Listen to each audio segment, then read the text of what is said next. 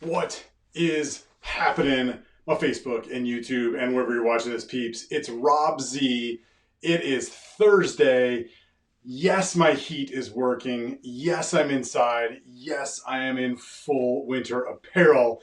Reason being, I love when conversations that I have with my clients turn into really great fodder that I can share on a live like this. Yeah, it's Thursday, and yeah, there's madness going on, and I choose to have a little bit of fun today instead to break up the ridiculousness. So the reason I'm wearing my jacket and my hat and my boots is because I've been having a conversation a lot lately about the difficulty in creating new habits and new trains of thought and new ideas and getting things like to stick after you try something new.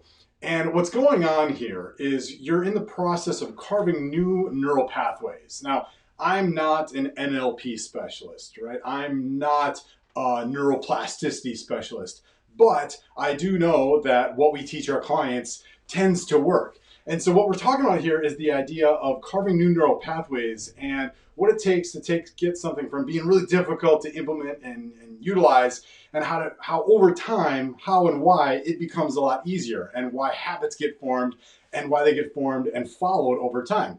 So my analogy for this is I live outside of Chicago, and there's actually it's that nasty snow now. It snowed a couple days ago, and so for anybody that lives in an area that gets snow or has done that thing where you wake up and there's a bunch of snow, and if you're a kind of person that lives in the South or doesn't have this, I'm sure you can imagine along anyway. But imagine you open your door and you got 6 inches of snow overnight, and you need to get to your car that's about 100 feet away.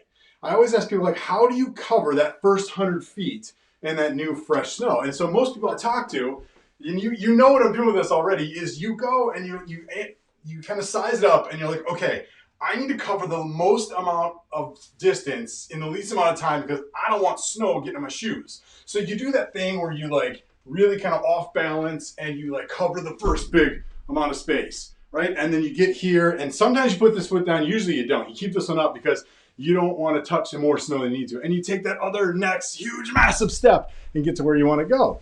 And then so you get the car started, you get it warmed up, and then you gotta go back to the house, right? So what do you always do? You turn around and you find that last step that you went in, and you do this thing and you try to hit the last footstep. Only thing is you're not perfect and you're a little bit off. And so that footprint gets a little bit bigger. And then you get to this one and it gets a little bit bigger. And so ultimately, you go back and forth a couple of times, and those footprints, they get a little bit bigger. And it gets a little bit easier to make that trip from the front door to your car and vice versa. And then eventually you get the whole family on board, and hopefully by the time that they're out, like, things are matted down. And eventually, if you haven't shoveled, eventually it's just like a super easy stroll to get to the car. That same thing is going on in your brain as you try new things. And when I try to say new things, I'm not talking about the actions you take.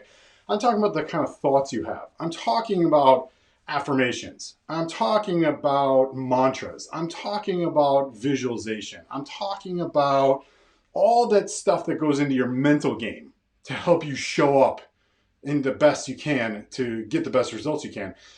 All of that starts off with that big giant step. And I don't know if you remember, I was a little off kilter. I was a little off balance. It's the same thing. It feels weird. It's uncomfortable. Over time, the more you do it, you start to carve that neural pathway to where it becomes really, really easy for you to go back and forth on that path. Now, the only caveat is when you go to shovel that after it's all been stomped down, it's a real pain in the butt to shovel that up. We'll leave that for somebody else, but that's for talking about forming your next habit. So understand, it's going to be tough in the beginning. It's going to be hard. You're going to feel off balance and off kilter.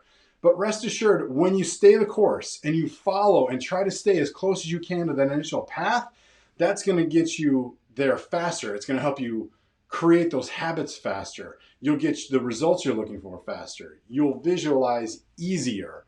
And that's the name of the game. So listen, I hope this has been helpful. Tell me, drop in the comments if you haven't already. Tell me where you live and tell me what kind of approach you take to get into your car wherever you want to go after that first snowfall. All right, that's it for now. I'll look forward to catching up with you all soon. Make it a great rest of your day.